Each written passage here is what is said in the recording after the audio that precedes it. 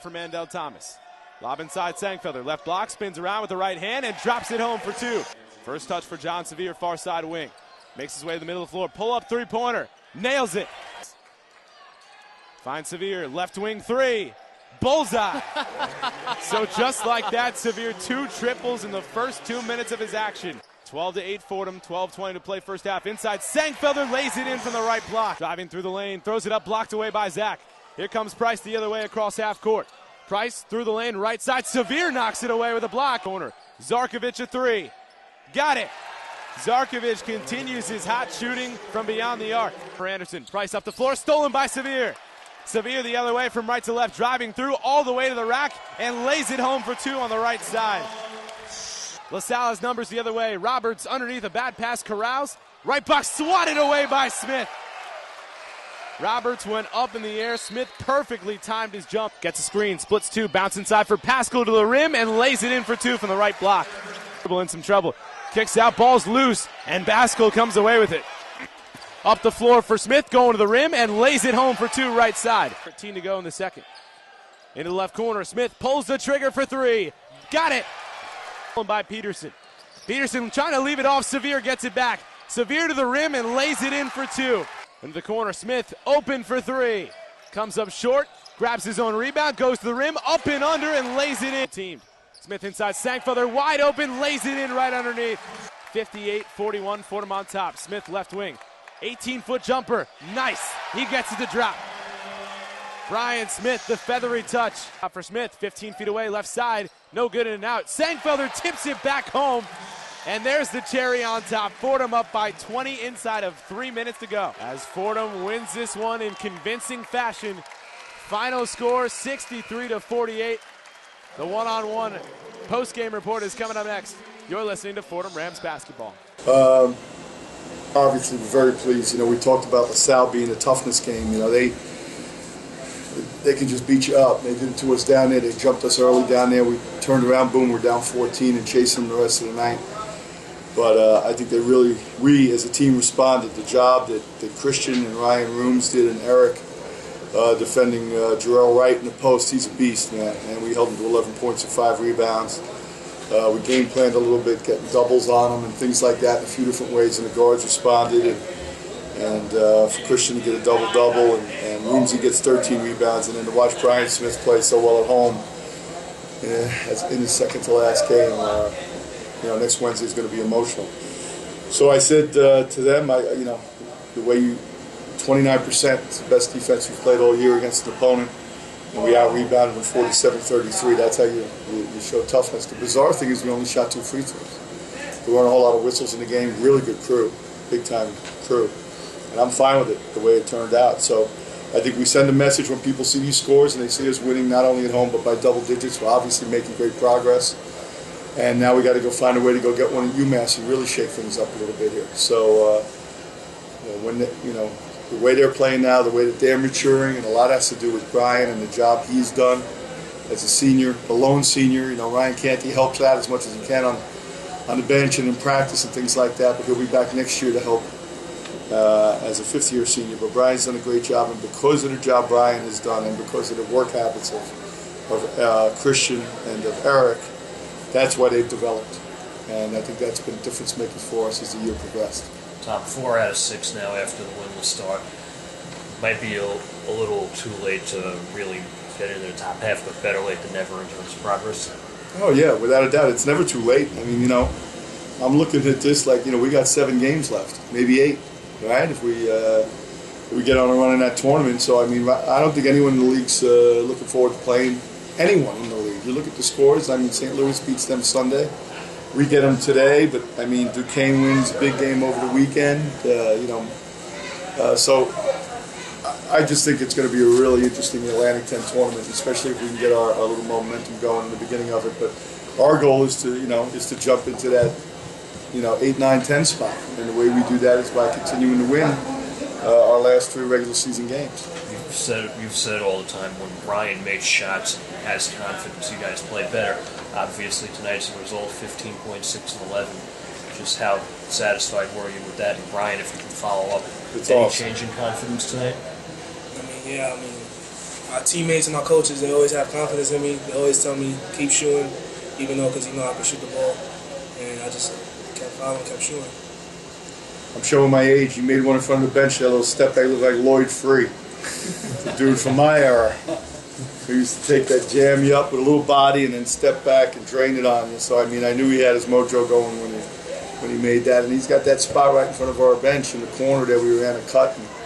And he had a great read on it, popped to an open area and got a look and knocked it down. So it was good. And Christian had a big game without shooting threes. And, I was concerned that he was just becoming a three-point shooter But he did everything tonight. He really battled on the boards. And they're a big physical basketball team. I mean, Zach and Wright are two big physical players. So I was pleased with that. 10 assists for Mandel now. Can you just comment a little more on his evolution since moving to the point? Yeah, very much so. But, at the end, he got a 5-second call, little things like that. There's still little things. And I'm going to give him a hard time about it tomorrow. But, yeah, I don't know the last time we had someone. I guess Brandon Frazier might have done it a couple of times, get 10 assists.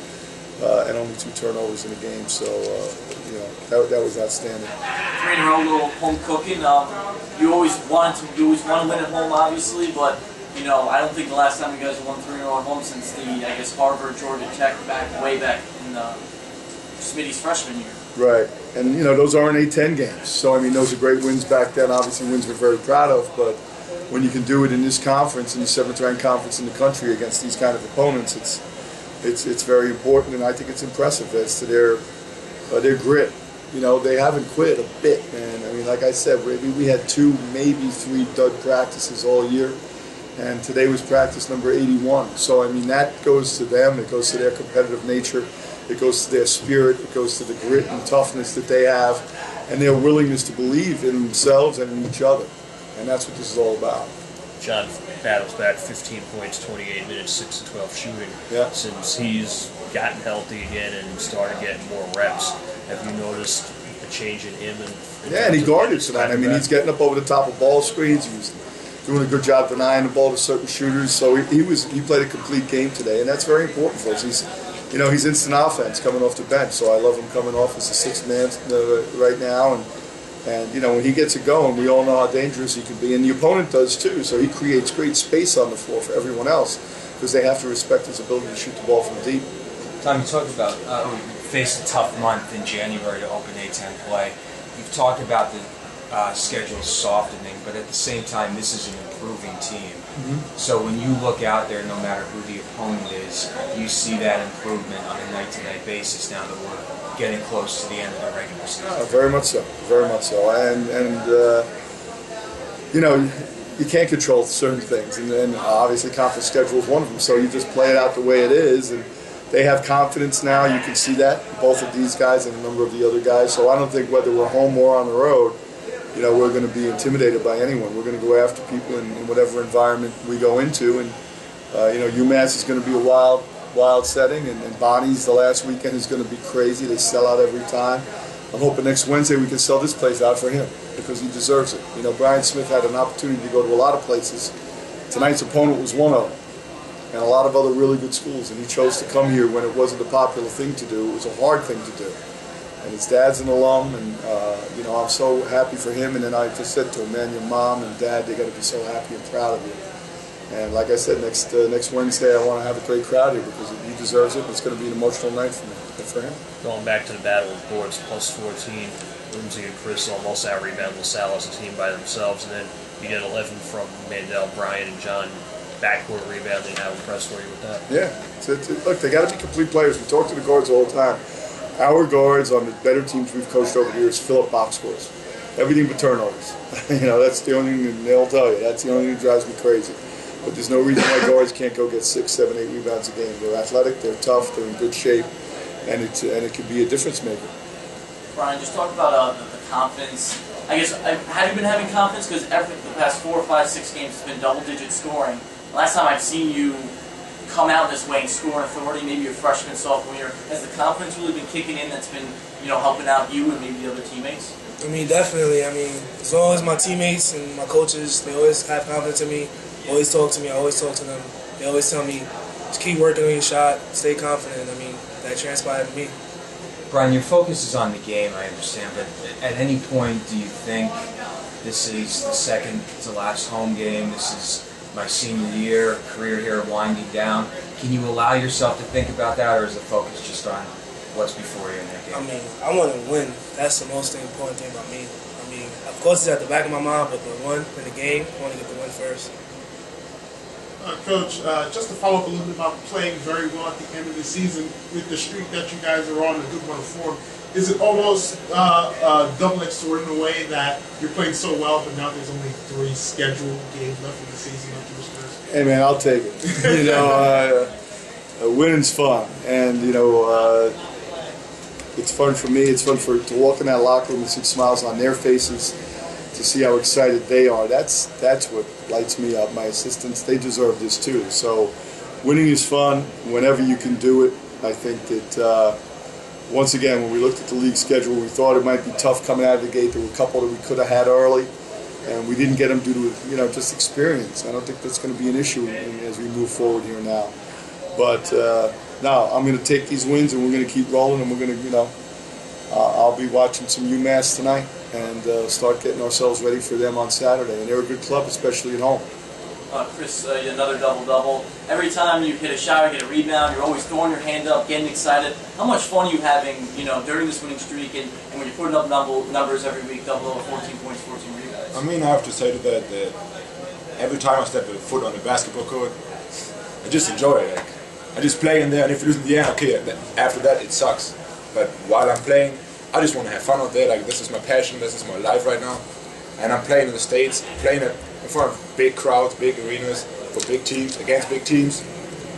I'm just happy to be here. Just like, that's why I enjoy every second. And if I make a shot, I'm happy. If I miss one, I'll be like, damn, next one I make it though. If Brian hits a shot, I'm happy for him.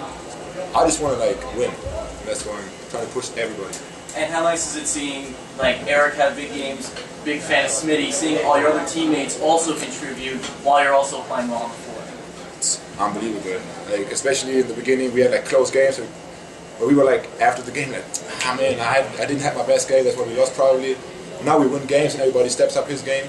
It's just amazing. Hard work pays off, I guess. You can see he's a drag to coach. I was about to ask, how infectious is Chris's personality? Very much so. He's fun. He's fun to be around. They both are. That's the. And I've said this before. You look around a locker room, and the amazing thing about sport, and not just basketball, but that's the world I've lived in and it saved my life. But I mean, you look around a locker room and you see the diversity and the number of kids from different backgrounds and different walks of life and different family structures and all of these things. And sport is the thing that brings them together and unites them. And it's passion and enthusiasm like these guys and the other guys have that make it fun, man. That's what's, it's the best job in the world. I never get up in the morning and go, damn, I got to go to work today. Thanks, guys. Thank you very, very much. Thank you.